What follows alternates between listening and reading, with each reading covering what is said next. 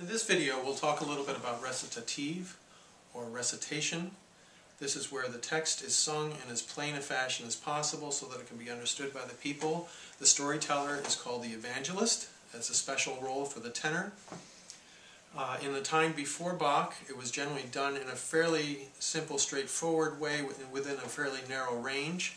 I'm going to demonstrate a few passages from the first recitative, the beginning of the story in the Passion, which is the woman from Bethany who comes and surprises Jesus and his disciples by walking into their midst and anointing Jesus' head with oil. This causes great consternation among the disciples because they believe this is extravagant and the money would be much better spent aiding the poor. Now Heinrich Schütz, who was a predecessor of Bach, in his Passions would have set this text in something of this way.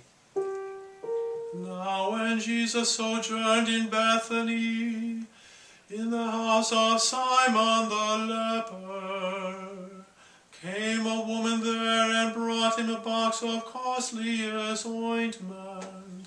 Fairly straightforward, not emotional, very easy to understand, not so dramatic. But in Bach's case, he adds inflections of change of harmony, a change of pitch, a note higher than expected or lower than expected that bring out the particular meaning of a word or the emotion of the moment. Now when Jesus sojourned in Bethany, abiding with Simon the leper, came a woman there and brought him a box of costliest ointment and poured it on his head as Jesus sat at meat. But when his disciples saw it, they had indignation and said. So as you see, within a very short space, it goes through quite a few dramatic musical changes. Now comes the first of the turba choruses, turba being Latin for crowd.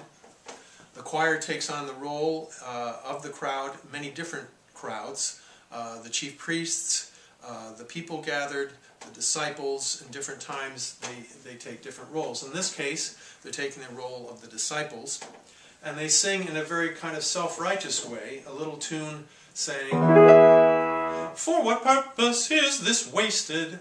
For what? For what? For what purpose is this wasted? For a goodly sum this ointment might have been sold." And Bach almost, my feeling anyway, is in these turba choruses where people are not behaving well, or as well as we might hope or want, he doesn't portray them in such a mean-spirited way as portraying their inner humanity.